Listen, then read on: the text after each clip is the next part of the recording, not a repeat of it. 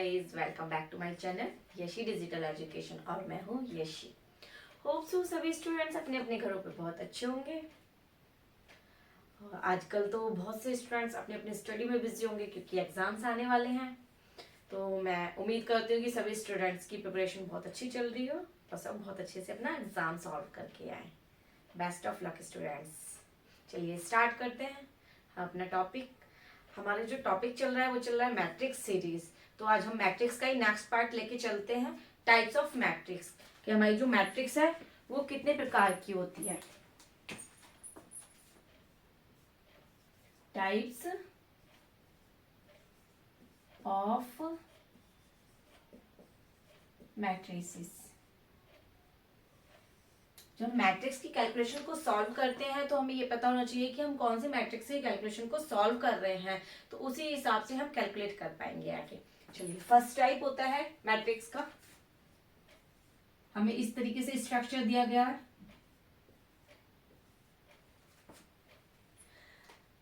जो हमारी ये स्लीपिंग लाइन होती है इसको बोलते हैं हम रो, मैं लास्ट वीडियो में बता चुकी हूँ।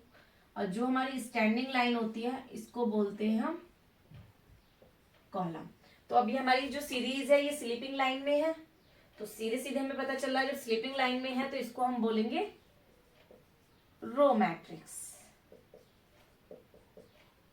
ठीक है, अगर ये हमारी सीरीज ऐसे ना होके ये ऐसे होती तो ये सीरीज हमारी रहती स्टैंडिंग लाइन में, तो इस सीरीज को हम बोलते कॉलम मैट्रिक्स। अगर स्लीपिंग लाइन में मैट्रिक्स है तो रो मैट्रिक्स, और कॉलम लाइन में मैट्रिक्स है तो कॉलम मैट्रिक्स। नेक्स्ट पार्ट होता है हमारा, कोई भी हमें सीरीज दी गई है, ब्रैकेट,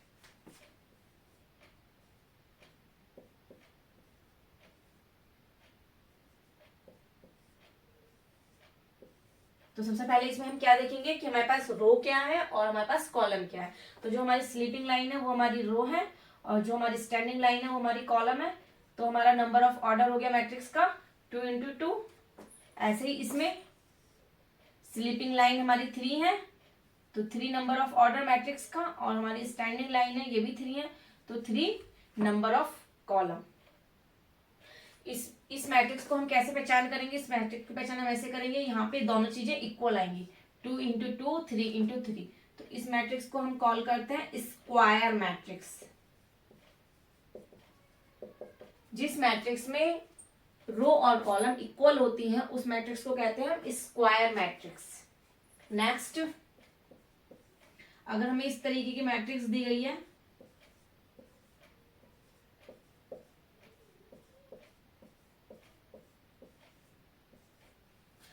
अगर हमारे को 2/2 या 3/3 की मैट्रिक्स दी गई है लेकिन उसकी जो कैलकुलेशन है वो 0 है, तो इट मीन्स इसको हम कॉल करते हैं जीरो मैट्रिक्स के नाम से। जब कैलकुलेशन ही 0 है तो उसका नाम होता है जीरो मैट्रिक्स। देखिए, आप इसका स्क्रीनशॉट ले लीजिए क्योंकि जब कैलकुलेशन करते हैं तो हमें उसमें पहचान करनी जरूरी होती है कि हम रो मैट्रिक्स के किससे मल्टीप्लाई करेंगे और कॉलम की किससे करेंगे। तो इसलिए एक बार इसका स्क्रीनशॉट ले लीजिए और इतने मैं इसको रफ करती हूँ, इतने मुझे कमेंट बॉक्स में जरूर बताइए कि आप मेरी वीडियो कहाँ कहाँ से देख रहे हैं। नंबर 4 है हमारा, अगर हमें मैट्रिक्स गिवन है वो इस तरीके से गिवन है,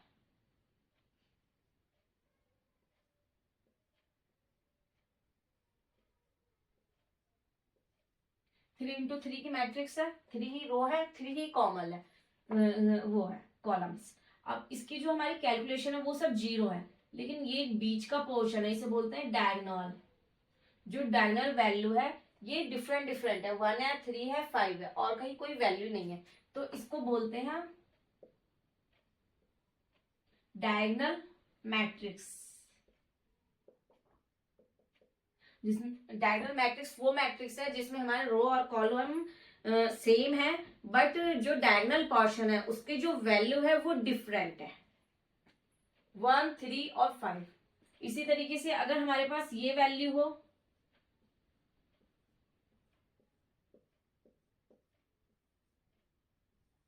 इसमें क्या है, रो और कॉलम इक्वल है 3 × 3, लेकिन जो डायगोनल की जो वैल्यू है बीच की वो सेम है, तो इसको बोलते हैं स्केलर मैट्रिक्स। जिस मैट्रिक्स में डायगोनल वैल्यू डिफरेंट होती है उसे डायगोनल मैट्रिक्स बोलते हैं, और जिस मैट्रिक्स में डायगोनल वैल्यू सेम होती है उसको बोलते हैं स्केलर मैट्रिक्स। नेक्स्ट है हमारी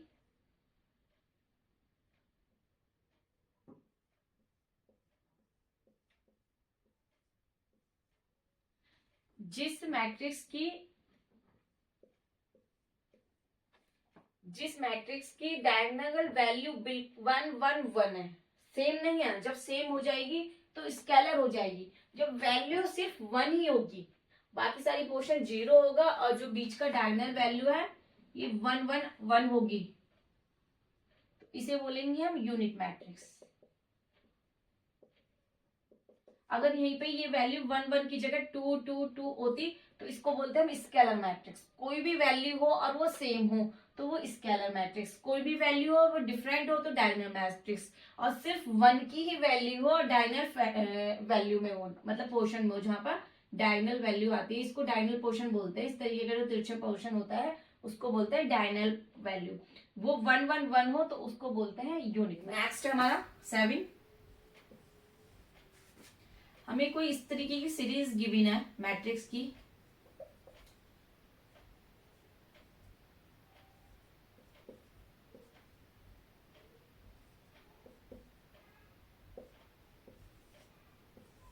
चलिए देखिए, मैट्रिक्स देखने में कुछ किसी को समझ में आ रहा है।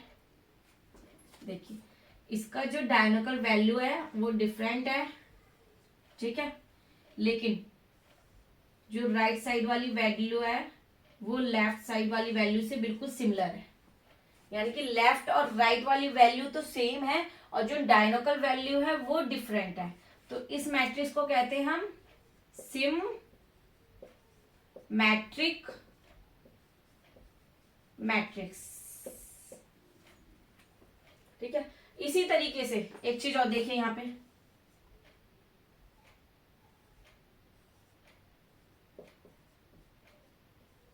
इसमें क्या डिफरेंट है, डायगोनल वैल्यू बिल्कुल सेम है और जो राइट वाली वैल्यू है और जो लेफ्ट वाली वैल्यू है ये भी बिल्कुल सेम है। जिसमें ये वाली वैल्यू सेम होती है उसको बोलते हैं स्क्यू सिम मैट्रिक मैट्रिक्स।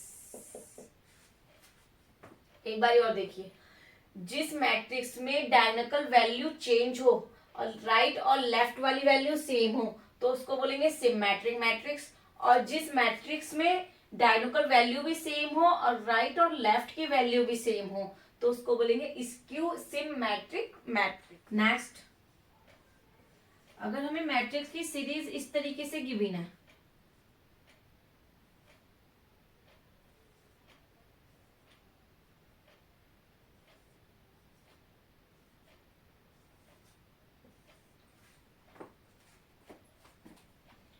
जो इसका लोअर पोर्शन है ये 0 दिया गया है और बाकी सारे में वैल्यू दी गई है, तो इस मैट्रिक्स को बोलते हैं हम लोअर ट्राइएंगुलर मैट्रिक्स।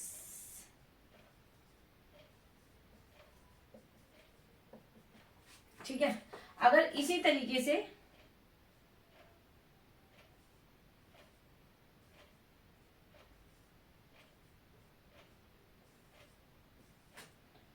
पूरी सीरीज में वैल्यू दी गई है और इधर का पोर्शन 0 दिया गया है तो इसको बोलेंगे हम अपर ट्रायंगुलर मैट्रिक्स। ठीक है, अगर लोअर की तरफ 0 0 है मैट्रिक्स में तो लोअर, और अपर की तरफ 0 0 है तो अपर ट्रायंगुलर मैट्रिक्स।